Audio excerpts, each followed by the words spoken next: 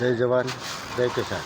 ભારતીય કિસાન સંઘના તાલુકા પ્રમુખ બાબુભાઈ મકવાણા વતી આજનો જે વિડીયો બનાવવામાં આવ્યો છે તે ખેડૂતોને પડતી મુશ્કેલીઓ માર્કેટિંગ યાર્ડના પાપે જે થઈ રહી છે એના માટે આજનો આ વિડીયો બનાવવામાં આવ્યો છે. ખેડૂતોને જે પોતાની મગફળી નાખવી હોય તો ઘેરથી બુંગણ લઈ આવી અથવા બાયોના હાડલાને જે ઓલું બનાવીને નાખવામાં આવે છે, પણ માર્કેટિંગ યાર્ડની અંદર જે શેડ છે તે એ લોકોએ ભાડે આપી દીધેલ હોય એવું મને દેખાઈ રહ્યું છે. એમાં માત્ર કપાસિયા નાખેલ હોય છે, જેથી કરીને આ માર્કેટિંગ યાર્ડના દ્રશ્યો કેવા છે કે કોઈ પણ સંજોગે આ ચલાવી લેવામાં આવતું નથી. કારણ કે માર્કેટિંગ યાર્ડ જે ખેડૂતોની દેન છે એમાં જીનિંગવાળા શા માટે કપાસિયા નાખવામાં આવે?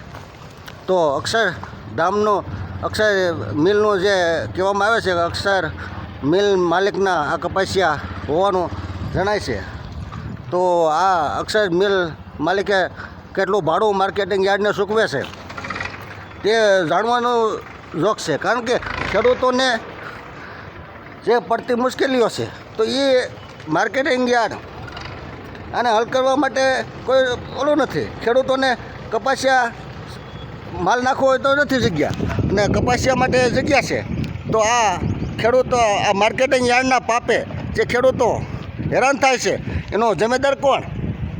આ ઉના તાલુકાના તંત્રને કહું છું, મામલતદારને કહું છું કે આ વ્યવસ્થિત રીતે જો આ ખાલી કરવામાં નહીં આવે તો આવનારા દિવસો માટે જે મારે કરવું પડશે તે હું કરીશ. તે મામલતદારને મારી વિનંતી છે તાત્કાલિક ધોરણે આ કપાસિયા જે સૂકવેલા છે તો આ યાર્ડમાંથી નાબૂદ કરાવે અને ખેડૂતોનો માલ અહીંયા નાખવા માટેની વ્યવસ્થા કરે.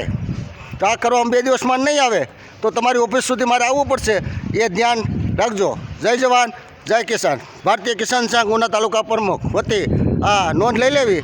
હાવ ગંભીર નહીં, આ ધમકી તો ધમકી જે સાંભળતા હોય તે સમજી લેજો. મામલતદારને મારી વિનંતી છે કે તાત્કાલિક દોરડા ખાલી કરાવે. આ કોઈ જીનિંગવાળાના કરિયાવરમાં નથી આપી દીધો, જેથી કરીને એના ખેડૂતોને પડતી મુશ્કેલીની જગ્યા ઉપર આ રીતે નાખવામાં આવે છે. શા માટે નાખવામાં આવે? શા માટે પ્રમુખે આપ્યું છે? એના માટે જવાબદાર કોણ? આ કેટલું ભાડું આપે છે એ તમામ જવાબદાર જે પ્રમુખ એ ભારતીય કિસાન સંઘના આ ખેડૂતોને એનો હિસાબ આપે એવી મારી વિનંતી છે.